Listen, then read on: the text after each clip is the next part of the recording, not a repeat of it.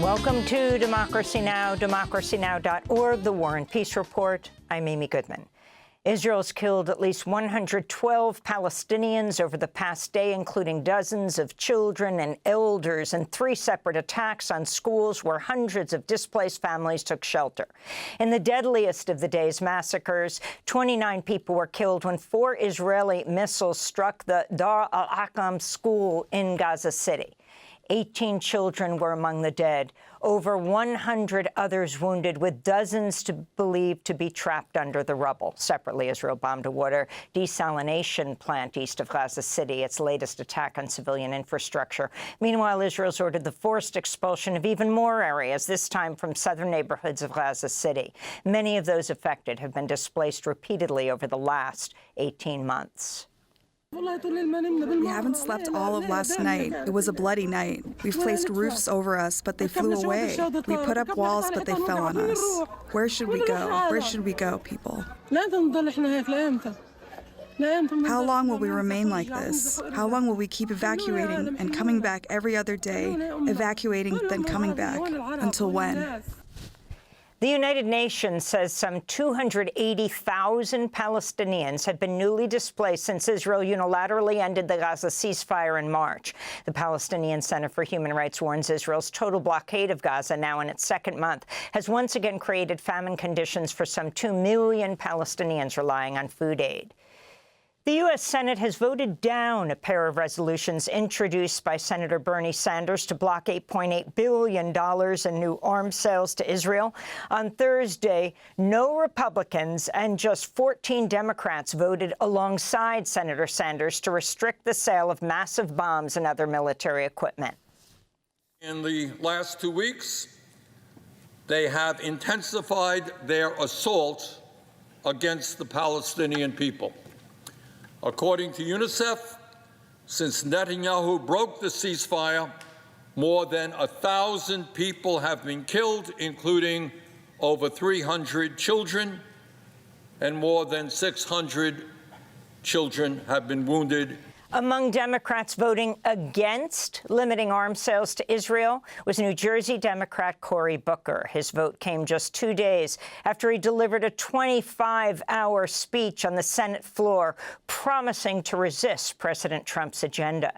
Stock markets continue to plummet as President Trump's sweeping global tariffs drew widespread condemnation and plans for countermeasures. China, which is now subject to a 54% tariff, just announced a retaliatory 34% tariff on U.S. goods starting April 10th and accused the U.S. of bullying.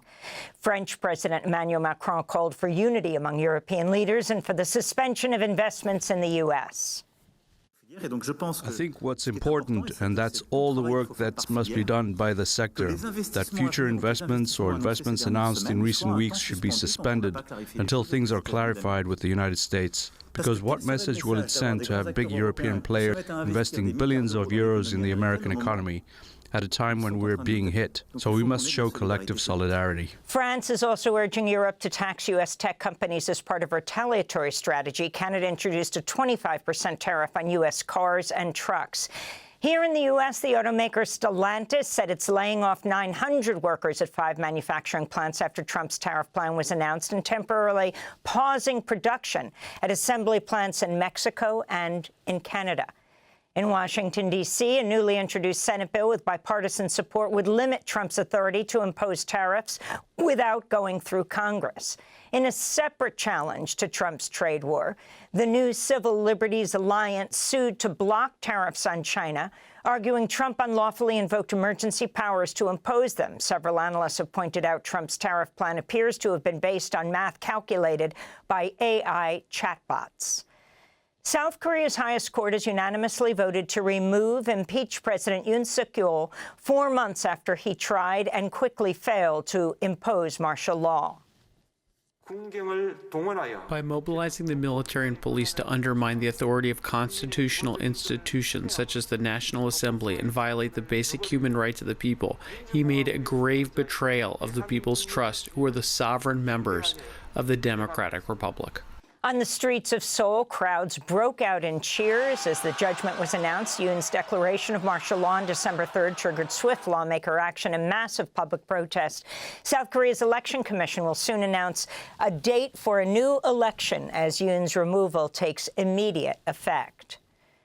At least 7 people were killed Thursday after a boat carrying refugees capsized off the Greek island of Lesbos. 3 of those confirmed dead were children. 23 survivors have been rescued. Separately, authorities in Turkey say at least 9 people died Thursday in a shipwreck off its northern coast. According to UN data, 125 people were killed or went missing last year as they undertook the perilous maritime journey between Turkey and nearby Greek islands in the Aegean Sea. In Washington, D.C., President Trump fired at least 6 National Security Council staffers after an Oval Office meeting Wednesday with the far-right activist Laura Loomer. The firings came over the objections of National Security Advisor Michael Waltz, who was present at the meeting, and after Loomer reportedly handed Trump a list of people she considered disloyal. Among those ousted was General Timothy Hawk, who led both the National Security Agency and the U.S. Cyber Command. Loomer is a far-right conspiracy theorist, a self-described proud Islamophobe, and a longtime Trump supporter who was previously banned from Facebook, Instagram, and Twitter for hateful social media posts. The acting inspector general of the Pentagon is launching an investigation into Defense Secretary Pete Hegseth's use of a Signal group chat to discuss U.S. war plans in Yemen, which accidentally included the editor-in-chief of The Atlantic magazine. The Trump administration warned school and state officials across the country Thursday that federal education funding will be withdrawn unless public schools eliminate all DEI, that's diversity, equity, and inclusion programs. The Education Department gave states 10 days to sign and return letters certifying compliance with the order. Randy Weingarten, president of the American Federation of Teachers, said in a statement, quote, "In the middle of a school year, the president is trying to bully the very same school districts that he insisted just a few weeks ago should be in charge of education. He's wielding a cudgel of billions in federal aid to tens of millions of children to force educators to kowtow to his politics and ideology," Weingarten said. Members of Elon Musk's Doge operation have gained access to a sensitive data system that contains the personal information of unaccompanied immigrant children, including their mental health records and reports of abuse. The data portal is run by the Department of Health and Human Services, which takes custody of unaccompanied children. Many agencies contracted by HHS to provide housing and other care have been accused of neglect and abuse, including sexual assault. The data breach comes after Doge made massive cuts to a watchdog agency within HHS that oversees the facilities where immigrant children are held. Doge staffers were also granted access to U.S. Citizenship and Immigration Services data systems. Illinois Congressmember Delia Ramirez, who is the daughter of Guatemalan immigrants, said in a statement, quote, "They've ordered the abduction of immigrant activists, the erratic cancellation of visas, the use of infamous offshore mega-prisons, and the violation of due process. It's deplorable that the sensitive information of temporary protected status, DACA applicants and recipients, visa holders, and naturalized individuals would be used to violate their rights," unquote. In Washington state, Immigration and Customs Enforcement agents raided a roofing company in Bellingham County early Wednesday, arresting at least 37 immigrant workers. Witnesses say the agents showed up in unmarked vehicles. Workers were rounded up and processed in a warehouse on site before being loaded onto buses. The group's now being held at the troubled Northwest Detention Center in Tacoma, where farm worker labor organizer Alfredo Lelo Juarez has also been jailed since last week. We'll have more on Lelo later in the broadcast. The Senate's confirmed Dr. Mehmet Oz to head the Centers for Medicare and Medicaid Services. The former TV host and doctor has long supported the privatization of Medicare and Medicaid. The confirmation comes one day after Senate Republicans unveiled a budget blueprint, which includes $4.5 trillion in tax breaks for the wealthy that Republicans would pay for by slashing Medicaid. A federal judge on Thursday temporarily blocked the Department of Health and Human Services from terminating $11 billion in federal health funding that was allocated to states during the COVID-19 pandemic. Judge Mary McElroy sided with the 23 Democratic states in the District of Columbia, which argued the withdrawal of funding would create chaos and threaten the delivery of life-saving care.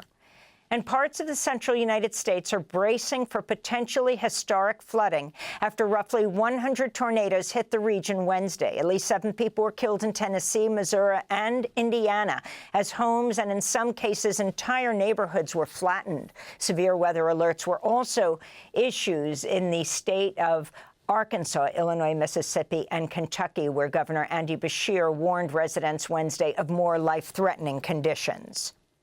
When we have this much rain, it's the decisions about when to get out, about what to drive through, when to go stay with someone else that can be the difference between life and death. And those are some of the headlines. This is Democracy Now!, democracynow.org, The War and Peace Report. I'm Amy Goodman.